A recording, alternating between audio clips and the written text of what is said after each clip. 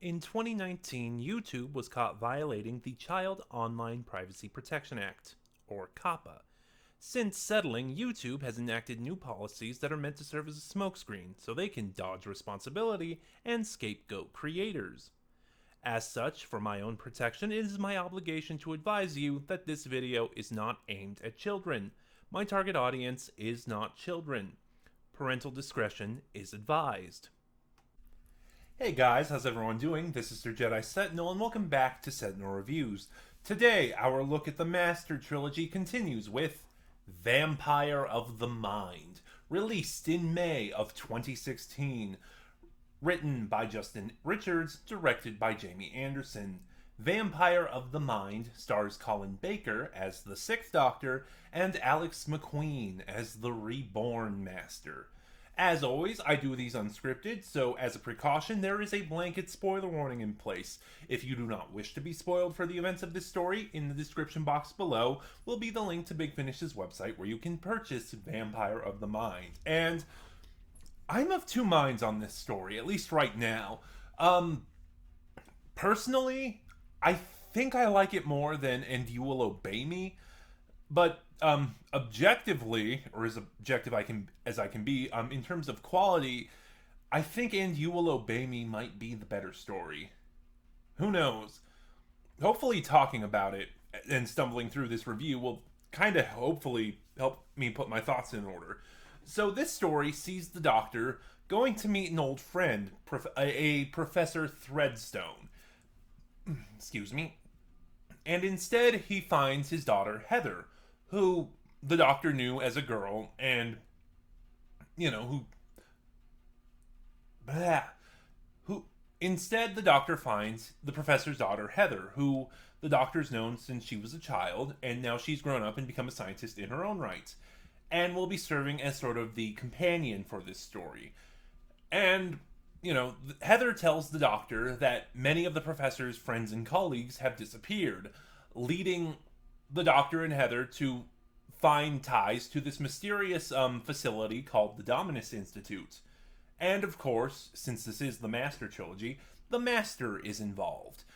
Right off the bat, one thing I will say about this story is, interestingly enough, at least painting in broad strokes, this is a John Pertwee story disguised as a Colin Baker story. Modern day Earth, set in the modern day of the time it was produced. There's obviously a big sort of conspiracy type mystery. The Master's involved, and his plot reveals an alien that he either kidnapped or coerced into helping him. Like I said, a lot of the beats of this story play very similar to a John Pertwee story. There's nothing wrong with that. That's just a comparison. Even the Doctor and Heather being a scientist and an intellectual, the Doctor and Heather have a bond very similar to John Pertwee and Liz Shaw. And, there's even more specific things. For example, the main island this story takes place on was the Master's island prison during the events of the Sea Devils. And that does kind of segue into my next point. I don't have a problem with the comparisons. I want to lead with that. But the plot itself is kind of the weakness of this story. It's a very basic, substandard plot, and there are issues with it. For example, the alien in question, in this case that the Master is holding prisoner, the Mind Leech, the titular vampire of the mind, she's introduced so late in the story. I don't think she's introduced until the climax. She's a telepath who feeds off of people's thoughts and brainwaves. And where she came from, all of her people were telepathic, so they could freely feed off each other's thoughts. The people of Earth are not, and obviously she is consuming their memories, leaving them as brain-dead husks, which the Master is now kind of using as a zombie army. But, like I said, the Mind Leech is introduced so late into the plot that just, the time that could have developed and established her is very rushed, and she's not a very strong character. Similarly, the Master's scheme is incredibly convoluted. So, due to events on the Master Trilogy as a whole that I won't be getting into here, and I'll only really go into when we get into the final story of this trilogy, the Master has lost his memories. So he doesn't know what happened, and furthermore he doesn't know how to properly, what was it? I believe it was pilot his TARDIS. It was something to do with his TARDIS. I don't remember what exactly. So his plan was to lure out the Doctor so he can use the Mind Leech to steal his memories. So for the first half of this story, everything the Master did was a trap to bait and lure the Doctor. You know, rejecting his claim to his proposal for the Dominus Institute, and accepting Heather instead. Kidnapping the friends of the Doctor's friends. And just the way it plays out, it comes off as incredibly convoluted. Like it only feels like he's executing this plot in such a roundabout way because for the purpose of padding. The only reason it feels it's this convoluted, it feels like to me, is, oh, this is a 2-hour story, we need to make it run for 2 hours.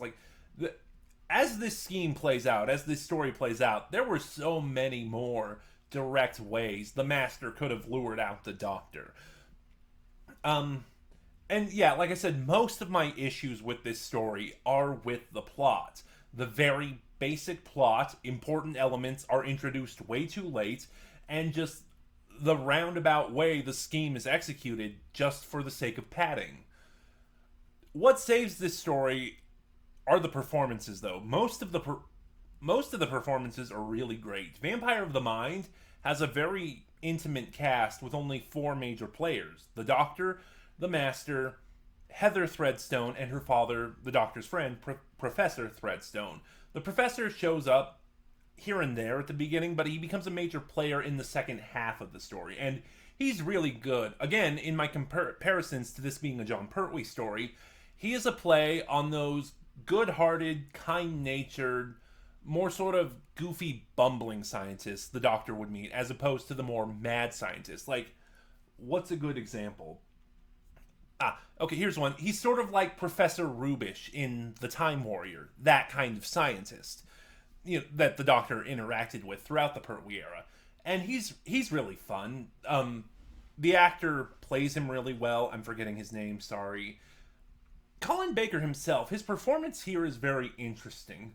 I think it's one of his weaker performances personally. It's not bad.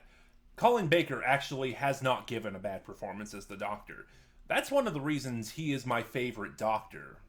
Because, a good story, a bad story, a story he likes, a story he hates, Colin Baker gives it his all every time. I just admire his dedication to the performance. And even in those weaker stories, Colin Baker's performance is a saving grace.